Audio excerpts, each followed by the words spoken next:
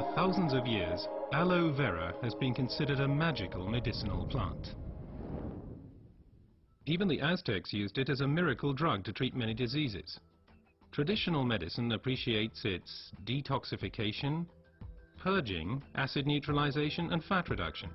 According to modern research, it has a positive effect on blood sugar levels and blood lipid concentration, including cholesterol levels. But aloe vera is not always aloe vera. Real aloe vera, the Aloe barbadensis, is a desert lily and is cultivated in arid regions, primarily in Central and South America. The effects of aloe vera are strongly dependent upon how it is processed, and the differences already begin with how it is harvested. In order to avoid damaging the plant, the leaves should ideally be cut by hand. As the outer skin of the leaf contains poisonous aloin, a substance that protects the plant from animals and has a laxative effect on humans, the skin must be carefully separated from the inner leaf gel. This leaf gel is the most valuable part of the aloe vera plant.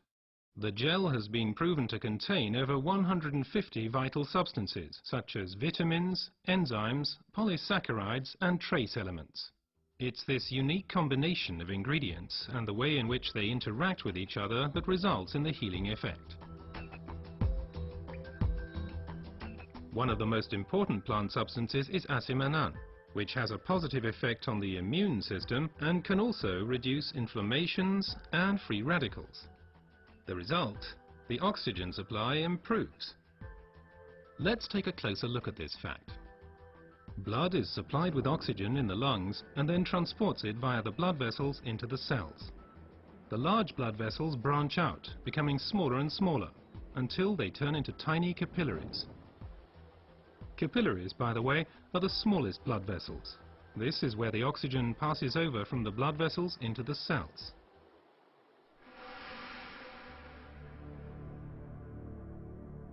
Poor eating habits, environmental pollution, stress and increased physical effort weaken our immune system. Free radicals have an easier time of things and can cause microinflammations throughout the body.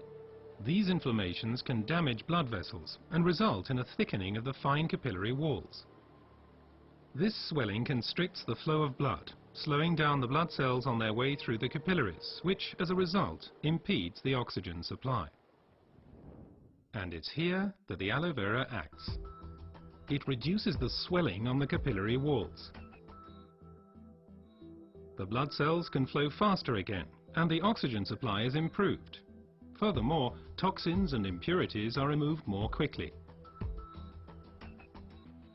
The latest studies have revealed that other natural substances can improve the effects of aloe vera even further. These substances primarily include silicon, but they also include evening primrose and alkaline minerals. But first let's look at silicon a bit more closely. For our body, silicon is life essential and a structure-building element. We already know it as quartz sand as it occurs in stones and cement. In the body, silicon is there to stabilize our human tissue. As a supportive element, it strengthens bones, hair, nails, connective tissues and also the walls of our capillaries. As we grow older, the capillary walls have a tendency to lose their form and resilience. They can literally collapse, interrupting the blood flow. At the worst, this can lead to a stroke or a heart attack. Silicon strengthens and supports the capillary walls, thereby keeping the bloodstream open.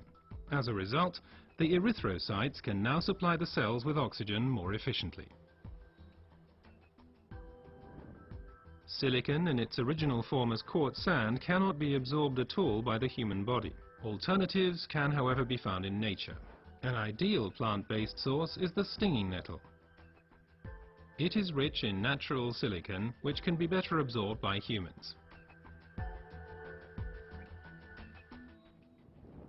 Optimum oxygen supply is not only dependent on the capillaries, but also on the condition of the blood itself. Only when blood is liquid enough can it pass through the narrow capillaries. For improving flow properties of blood, we have evening primrose with its polyunsaturated fatty acids and basic alkaline minerals. Polyunsaturated fatty acids make the blood thinner. They prevent the conglutination or sticking together of blood cells and thereby stop clotting of the blood. Alkaline minerals support the elasticity of the red blood cells, thus helping them to pass through the tiny capillaries more smoothly. Both help to increase the blood's rate of flow and thus contribute to maintaining an optimum oxygen supply. So let's review the main points again. The supply of oxygen to our cells is a vital prerequisite for our overall health and also helps to safeguard us against serious illnesses.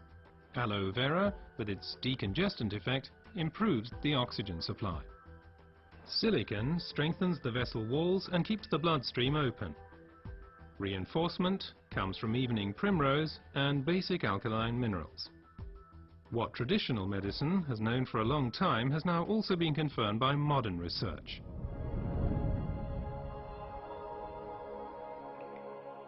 Aloe vera improves your oxygen supply and therefore your general health. Because oxygen means life.